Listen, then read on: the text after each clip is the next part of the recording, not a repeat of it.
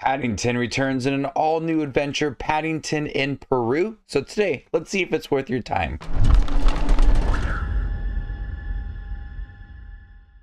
When Paddington discovers his beloved aunt has gone missing from the home for retired bears, he and the Brown family head to the jungles of Peru to find her. I enjoy the first two Paddington films. They are just wholesome, sweet movies directed by Paul King that just leave a smile on your face. Paul King does not return to direct Paddington in Peru. Instead, Dougal Wilson directs this film, and Sally Hawkins doesn't return in the movie as well. Emily Mortimer takes her place within the movie. Still, with the changes within Paddington Peru, this is still a very entertaining Paddington film. I would say it's the weakest of the three, but that doesn't mean it's a bad film by any means. It is a very charming film that takes all of the whimsical moments from Paddington, all of the chaos that he gets himself into, and puts it in a different location for Paddington in Peru, and you have a purpose for his journey. While in Peru, he learns that his aunt has gone missing at the home for retired bears, and so you have this very purposeful mission for Paddington and the Brown family as they are trying to find Paddington's aunt. And I love that it gives Paddington this purpose. Not only so much of like this fun adventure with the Brown family, but also more depth given to Paddington, learning about his family, which we've seen throughout the previous two Paddington movies, but now it's a chance to develop that even more. And I love that they were able to explore him with his family, even though they were on this crazy adventure in Peru with Antonio Banderas. Olivia Colman is in the film as well.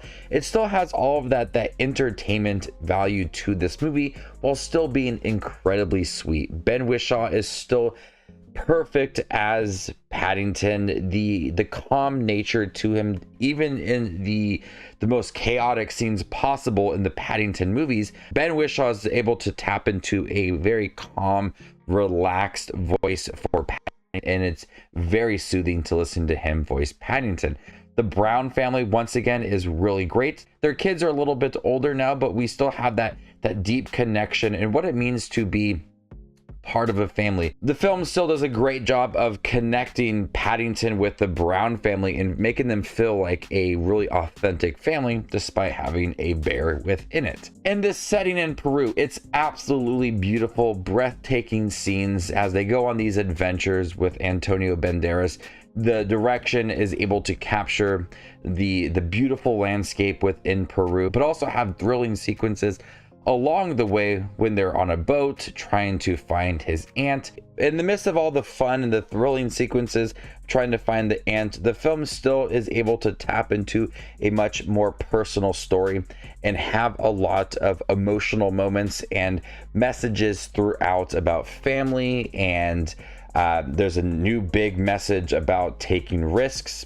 The father and the Brown family, we've seen that he's very aware of his surroundings, looks at all the risks around him, but taking that risk and going out there and exploring the world is a good theme within this film. It not only challenges Paddington, but the Brown family as well, as they break away from their norm and go to Peru and just go on this adventure.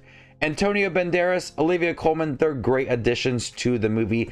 Although at times their characters do feel a little bit generic and predictable, I like their presence within it. Olivia Colman singing in the beginning of the film was a highlight. She provides a lot of energy to the movie, and Antonio Banderas is good in here as well, as he works alongside the Brown family. It's still a very warm film. Paddington is adorable, but in a different setting, it works. I did miss Paul King and Sally Hawkins. There isn't much of a change to think that there is really a different director. It all manages to feel like the first two Paddington films in terms of the story, the direction, the overall look of it all. That change from the first and second one to the third one is very smooth.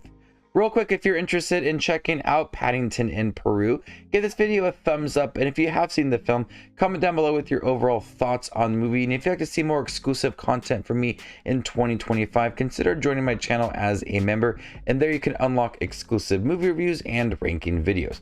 Paddington in Peru is a lot of fun. Like I said, it is the weakest one in the trilogy. I think what made this film less exciting than the previous two movies is that Paddington gets himself into these awkward predicaments a lot within the first two movies, and it's fun to see him try to get out of it and just the chaos that he creates. And that was so charming in the first two films, and it's in the third movie, but it's really few and far between, as the movie does focus a lot on the adventure that they're going on, finding the ant, and then you also have the Brown family going on this journey as well.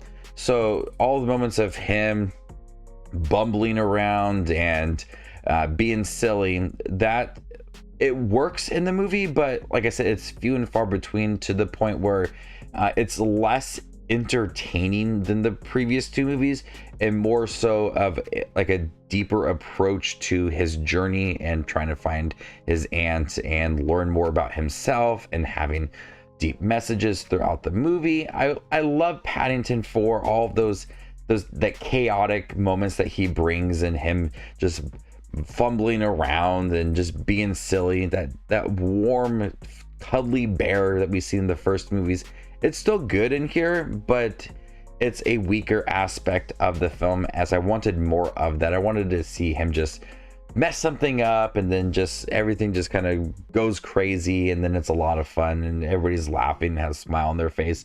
It's there, but I wanted just a couple more scenes of that. Maybe they extend the movie just a few more minutes to have that within it, but that is just a small nitpick for me. But overall, I liked Paddington in Peru, changing the setting, giving more of him giving Paddington more of a purpose. I like the characters in here. It's a lot of fun and worth your time if you do like Paddington 1 and 2. Just know that it's not as good as those films and the weakest one, but still an entertaining film for the family.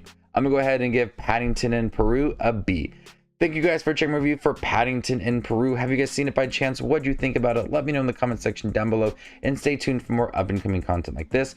My name is Just Watches Movies, and you guys stay classy, YouTube.